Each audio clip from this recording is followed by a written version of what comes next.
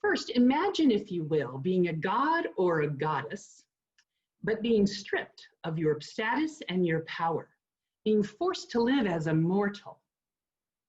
That is exactly what happened to Brynhilde. Brynhilde was a Valkyrie, and her job was to carry out the will of Odin on the battlefield, who would live and who would die, and then take those fallen, slain warriors, those she chose, to Valhalla, the Viking paradise. Now, one day on the battlefield, Brynhilde showed up, directing the spears here and there, carrying out Odin's will. In the middle of the battlefield, however, was a warrior by the name of Agnar. Agnar stood still, mesmerized by Brynhilde. Her beauty stopped him in his tracks. She watched him midair. He watched her midair as she directed those spears. Well, she knew that one of them was headed straight for his chest, for he was destined to die. Well, something inside her beat like it never had before.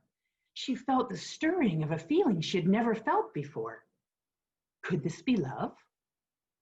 With the movement of her hand very quickly, she redirected the spear that was headed for his chest to another and spared his life. Well, when Odin found out, he was furious. He summoned her immediately to Valhalla. He told her that she had no business disobeying his orders, and he ordered another Valkyrie to go and kill Agnar immediately. And he told Brynhilde that she was going to be punished. He told her that she was going to have to live as a human, and she would be sequestered in a castle high atop a mountain with a ring of fire surrounding it, until a hero came to save her. He told her that he was going to give her 2 gifts because she had been so loyal to him up until now. The first gift was that she would marry, and she would not marry a coward, she would marry a hero. He would have to come through that ring of fire to rescue her. The second gift was that when she died, she would be returned to Valhalla for eternity.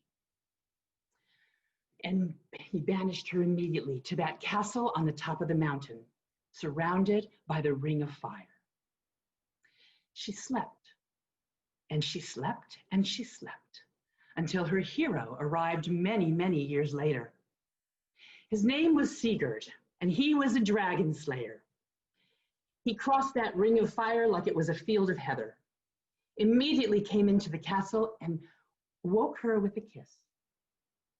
Now that sounds familiar, doesn't it? Well, when she woke, he extended his hand to help her up, but he didn't let go. And you know, hand-holding in the North was very, very significant. So they spoke for a while and fell in love very quickly. And he told her that he wanted to marry her, but he first had a task he had to perform, and so he would come back for her. He took a ring off of his finger and he put it on hers as evidence of his love and his promise to return. And with that, he gave her a kiss on the cheek, mounted his steed, and went back across the flames.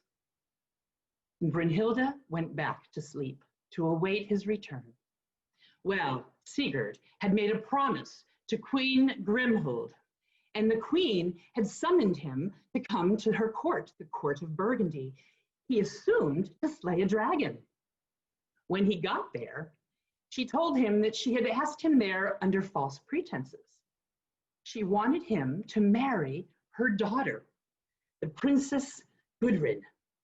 Well, he said, "I can't marry her. My heart belongs to another."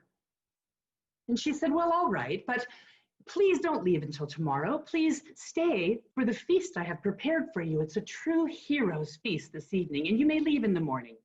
To which he agreed. So when it was time for the feast, she herself poured his wine into a very special goblet, and she watched him as he drank.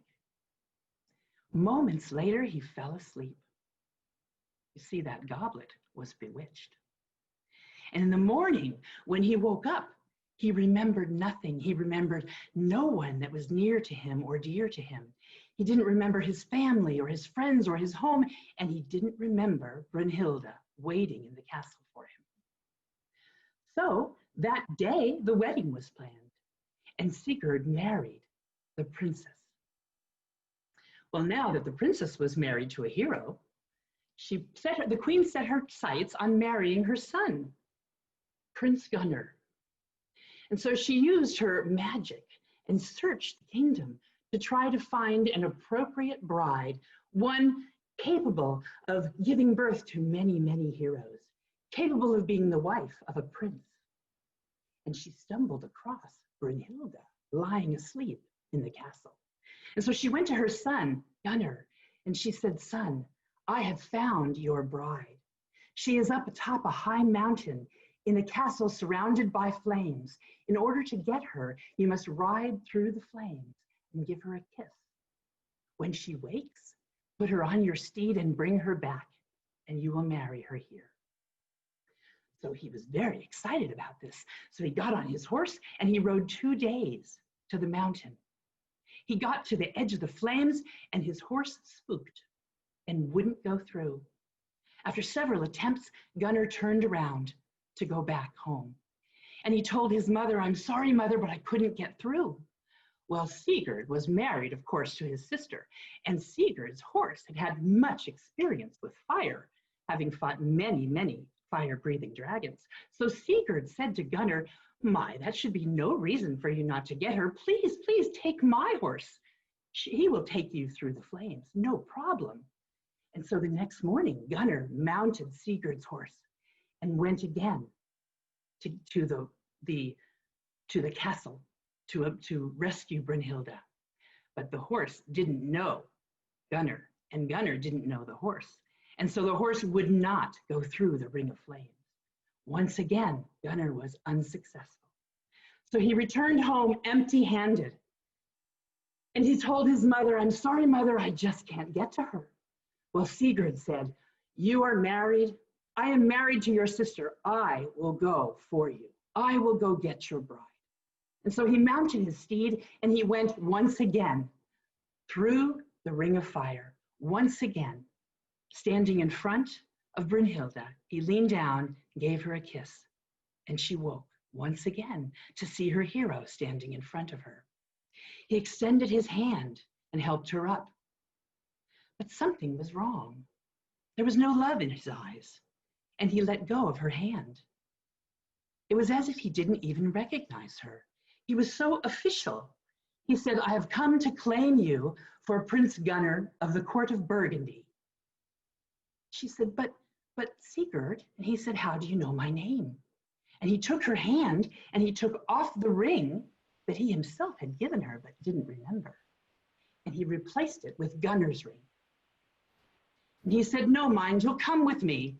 And he put her on his steed and brought her through the ring of fire back to the court of Burgundy. And when they arrived, the wedding was already starting. Brynhilde married Gunnar that day. Well, she tried very hard to accept her lot. It was very, very difficult seeing her beloved Sigurd every day married to the princess.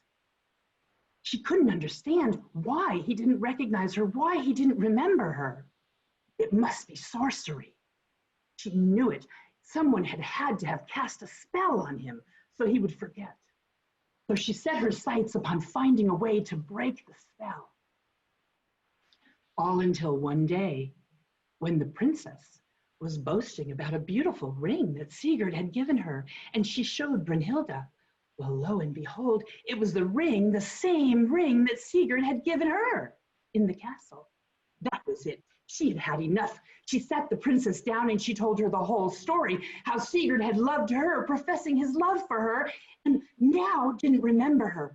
Certainly, there was some kind of a spell that had been cast upon him, and he couldn't possibly really love her if he was under a spell.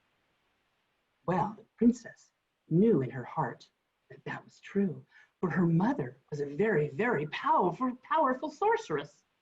She knew her mother had cast a spell on Sigurd, and she was furious. She decided that if Sigurd couldn't love her, he must die. And so she found a warrior in the village. She promised to marry him if he would kill Sigurd. So a few nights later, the warrior crept into Sigurd's chambers and stabbed him in the heart, killing him. Well, she pretended, the princess pretended to mourn, pretended to be grief-stricken. And Brynhilde, she was devastated because now with him dead, there was no way she could ever reverse the curse. She didn't know what to do. She was consumed by the grief. So on the day of the funeral, she stood in front of the funeral fire, just taken over completely by her grief. She reached into her pocket and grabbed a knife. She stabbed herself in the chest and reached out her hand as she fell into the fire. Her hand found Sigurd's. Together they were consumed by the fire, and hand in hand, they rose to Valhalla, where they lived for eternity together.